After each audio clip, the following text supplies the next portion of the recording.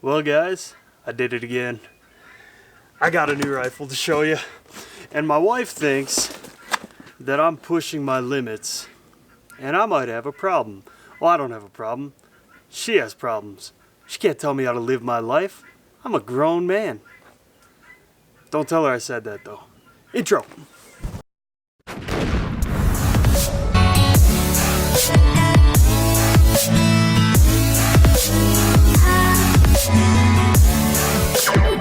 What's up guys, welcome back to the Big Apple Ranch and welcome back to Sunday Gunday. Today I got a new rifle in. I went to the store, picked it up. I want to show you guys, we're going to unbox it and I'm going to have to clean it. Their milsurp stuff comes caked in cosmoline. I've never had to do cosmoline removal on any of my milsurp rifles. Everything that I own that's milsurp, when I bought it, the cosmoline was already gone. So it's going to be a new experience for me today. Let me show you what I got to help with the process. I got this little tote from Walmart. I'm hoping the barrel and receiver fit in because I'm going to use the mineral spirits and boiling water method. And then I'm going to blow it out with air, compressed air. I've got some cheapo rags to wipe off the excess cosmoline. I've got an old toothbrush to scrub the bolt carrier, and any other little nook and crannies. I've got some mineral spirits. I've got a set of punches to help with the teardown. Rubber gloves, because I know it's going to be caked. CLP for when it's all said and done, so I can spray it down with some oil and keep it protected. I've got a little tote for all the small pieces I'm going to soak in mineral spirits and then boiling water. I've got my gun cleaning stuff, just your standard hops, your cleaning rods, different size brushes, different size bore snakes. And I've got a heat gun because I plan on leaving the stock out here on these sawhorses. Well, if the sun decides it doesn't want to peek back out and it doesn't get warm enough to sweat that cosmoline out of the stock, I'll just hit it with this lightly. I don't want to damage it. And I've got a towel down here on this table that I'm going to be doing my teardown with. Now, this is the second SKS I've owned. I owned one back in 2010, 2011. It was the biggest mistake of my gun buying life. I bought the gun for a steal off of Craigslist back before Craigslist started cracking down on firearms and you could sell them on there and get away with it. And the private sales were okay. So I found a guy, he must have needed money. I picked up a Yugo SKS with a blade style bayonet for $75. Well, like every young gun buyer, I needed some money to buy another gun. We don't all start out with ample amounts of money to just go out and buy guns and buy guns and buy guns. That comes with time. In the beginning, I think a lot of people buy and sell and trade guns to upgrade or get new ones or whatever the case may be. Well, I wanted to buy an AR, so I used the SKS that I bought for $75. I sold it for $175 and thought I was cutting a fat hog in 2010, 2011. Looking back, huge mistake. It was already a good deal, and now you can't go to a gun show, at least I haven't been to a gun show and seen an SKS for under $400. So I've regretted selling it ever since I sold it. This is a Norinco, not a Yugo, and this is a spike style bayonet, not a blade style bayonet, but I wanted another SKS, so I went ahead and bit the bullet. Classic Firearms had a sale. Now, they did warn me in big bold letters that this is going to be the lowest of the low grade. They must have gotten a shipment in, sold all of their good rifles, the hand picks and the high grades and all that. They knocked the price down. I couldn't tell you what the original price was, but they knocked the price down, and I got this rifle for under $400. It's a steal in my book. As long as it functions, no matter what it looks like, I think I'm going to be happy. Let's get to the unboxing. I'm going to put some rubber gloves on for this because just from what I've seen online, reading, watching videos, these SKSs are just going to be jam-packed with cosmoline. So I'm going to go ahead, put these gloves on, and we're going to take this rifle out. Oh yeah, she is sticky. Yuck!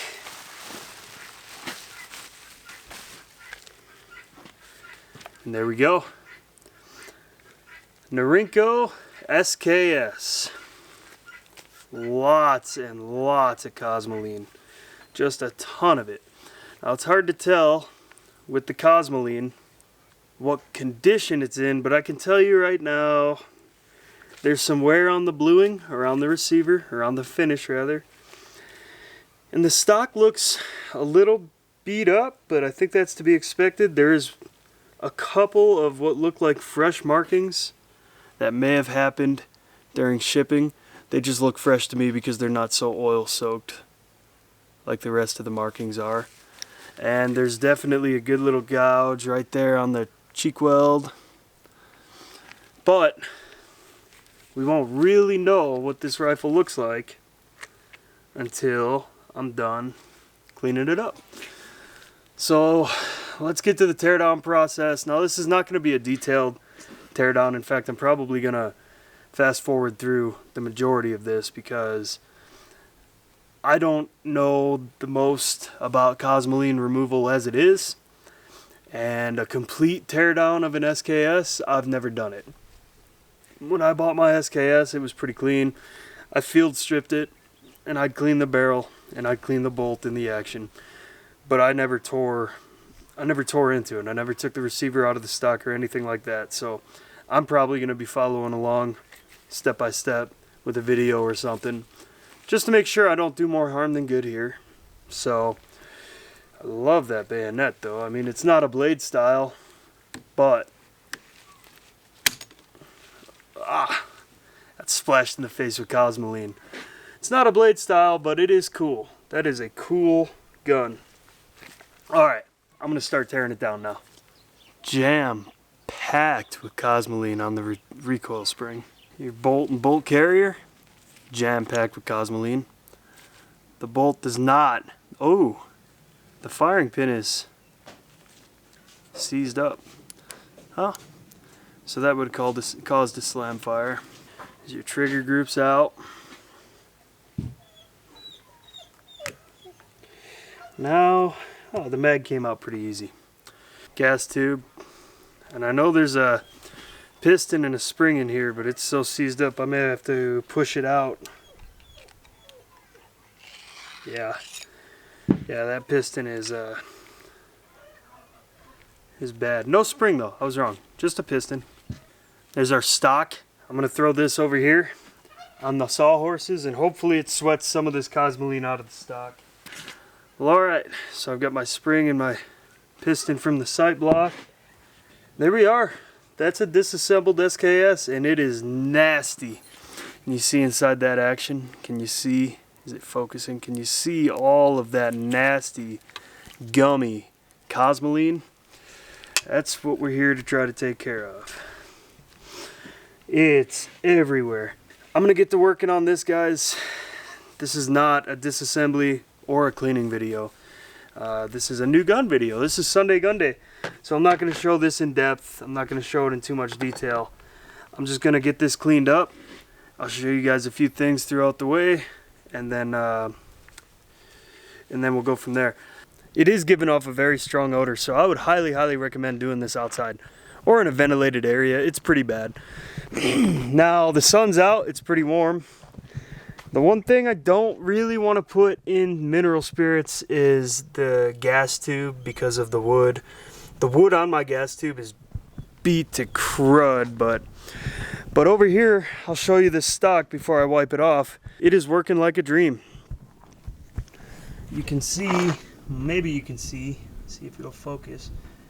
There's just cosmoline oozing off of the stock.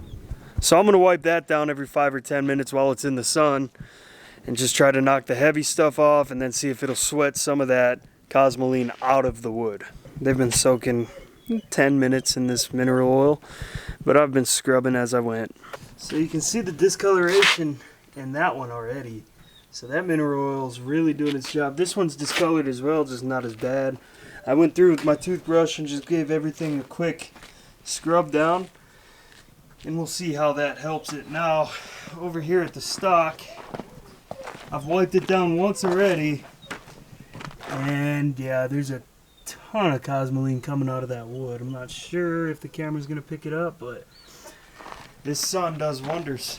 I did decide to dunk the gas tube, and I know that may not be the best for the wood, the mineral spirits, but I couldn't get all of the cosmoline out of the gas tube. And look at this. Oh, it dropped out, but you see that? That is that's not good. It's a dirty job. Call Mike Rowe. Here's our mineral spirits, guys. That was clear. It's pretty nasty, and there's still a lot of big chunks of nasty cosmoline and maybe some rust and dirt just all over these buckets. So before I get these set up for the hot water, I'm gonna take them over here and hose them out. It's very stubborn stuff to get out of these totes, so just be aware of that. If you go to do this, I wouldn't use anything nice in your house. And I've heard some people mention that throwing these gun parts in a dishwasher takes care of the cosmoline real well. Promise you, your old lady's gonna kick your butt. Just be smart when you do this, guys. Do it outside. Your old lady's probably mad you bought a gun anyway, so don't make her any more mad and ruin her appliances.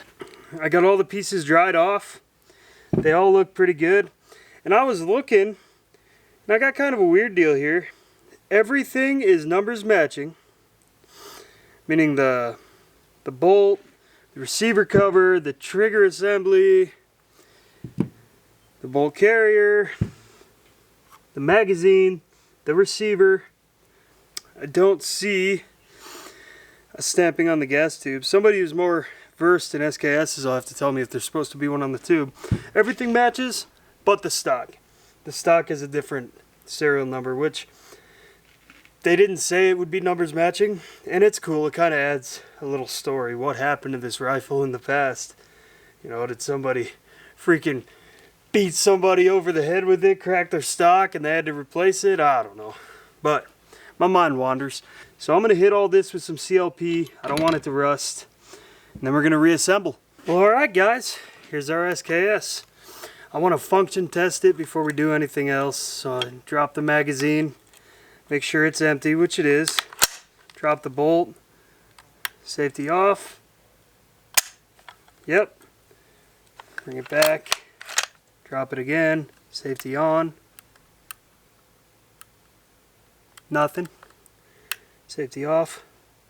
Yep. And it holds open on the last round. Couple of things I'm noticing, guys. I don't remember from my Yugo. My gas tube has got some play. Not sure if it's picking up on that. But my gas tube has some play in it. And I noticed it before I took it apart, but I thought maybe it was put together wrong, and maybe cleaning it up I'd put it back together and it'd be fine. So I'm not sure if that's okay or not okay. You guys leave a comment down below, let me know. All that's left now is to see if it fires. And the only way we can do that is to go to the range. Let's go. We're down here at the range now. I'm going to start off with one round. I want to make sure I'm not under-gassed. I did clean a lot of stuff out of that gas tube. I want to make sure there's no issues there. I'm not under-gassed. And the bolt locks back after that one round. I'm going to get some ears on. We're going to send it. I'm going to shoot at this 50-yard gong for now. We'll push it to its limits after I test the gun some. Well, the bolt locked back. There was a lot of smoke on that one. I'm wondering if that's just the excess CLP that I put in there, blowing out. Now I want to load two, and I want to make sure that we're not going to get a slam fire. I did clean the heck out of that bolt, but I want to make sure that that bolt's not going to come back, chamber another round, and then it's going to slam fire it. I'm loading all these by hand, guys. My particular rifle did not come with any sort of accessories such as a sling or stripper clips or anything like that. I do have some spare stripper clips for my Yugo, but where they are, I don't know. All right, 2 rounds. We're checking for a slam fire.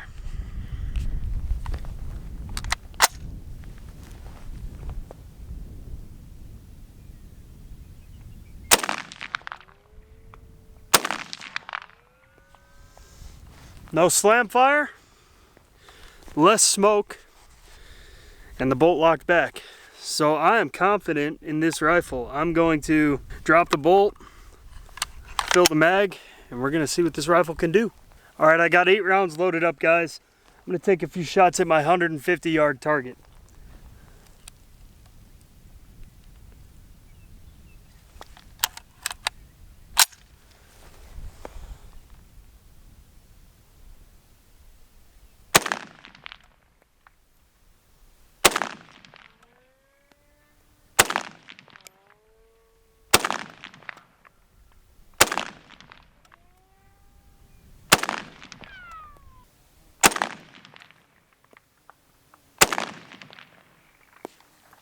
That's just too much fun. Let's load it back up. I love this rifle. Full mag this time, 10 rounds.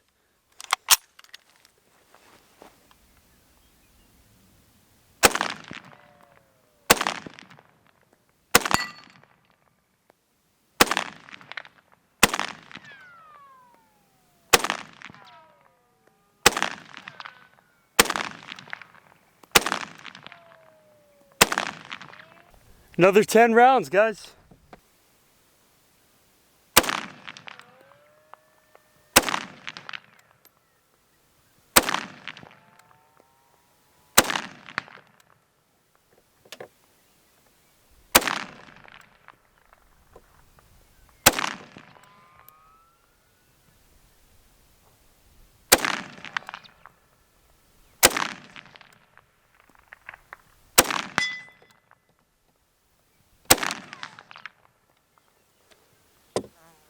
You gotta love an SKS, guys. It's just too much fun.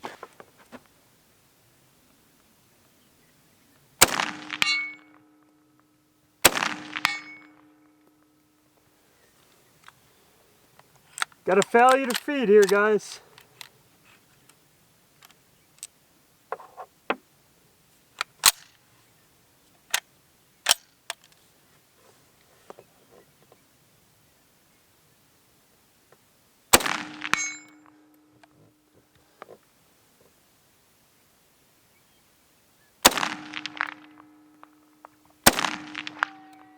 Oh.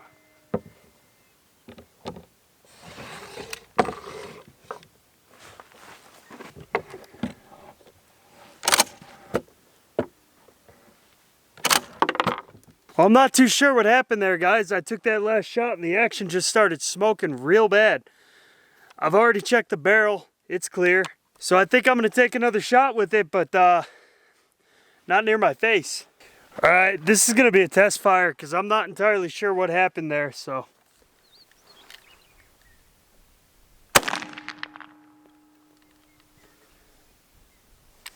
Huh. Just a weird deal, I guess. So the rifle operates flawlessly. I had that one round where the entire action started smoking. I don't know what that was about, but it ran fine after that, no issues. It's accurate, it's a little high. That's for sure, without a doubt. Even at my 150-yard target, at my lowest setting on these sights, I had to aim about 4 inches below the target to ring it. So I'm sure I need to get in there and adjust the front sight some, but I couldn't be happier. Could not be happier with this purchase. This was not a sponsored video. I bought this gun. I bought all the materials to clean the gun. I bought the ammo. I bought all of it. But I do want to thank Classic Firearms for being as honest as they are. They're an honest company, and sometimes it's just hard to come by anymore. They told me what it was. They tell everybody what it is. It's right on their website. They tell you it's a beat-up rifle. It's not one of the hand picks. It's one of the left behinds, you know. So yeah, the stock's beat up. Yeah, the bluing's kind of rubbed off. Is it a beautiful rifle? Well, I think so. I think it tells a story, you know. If guns could talk, this gun's got a story to tell. I want to do some research into how old it is. I want to do some looking into that. I don't know serial numbers by heart or anything like that, but I do know it's a Norinco made at Factory 26. I like the color of the wood, and I like some of the marks on the stock are just that adds character. It looks like it's been to war and back. So all in all, guys, if you're in the market for an SKS, head over to Classic Firearms. If you don't want to spend too much and you want a shooter, because that's what this is. It's a shooter. It's not a safe queen. And yeah, I've had a Yugo. And yeah, I liked my Yugo. I think the blade bayonet looks better in the looks department, but I think if I had to pick between getting hit with the blade or getting hit with this 4-prong, 3-prong weird SOB, I'd rather be hit with the blade, because I don't know if they're sewing you up if you get hit with that. That's pretty extreme. All in all, the gun functioned as advertised, came completely as advertised. They tell you off the bat what you're getting. It's a little rough around the edges, but there ain't nothing cool till you wear the new off, I think. It can tell a story, you know, and it looks great to me. Thanks for checking out Big Apple Ranch, guys. Thanks for checking out Sunday Gunday. Stay tuned for Tannerite Tuesday. Stay tuned for the post-apocalyptic body armor challenge. We've got the build video coming up soon. Don't forget to like, comment, and subscribe down below. It really helps me out. And if you guys got any comments about this gun, if you guys can tell me anything about this gas block here or this gas tube that's a little wobbly, if you could tell me anything about that serial number, put it down in the comments down below. Thanks a lot, guys. I'll catch you next time. I'm out.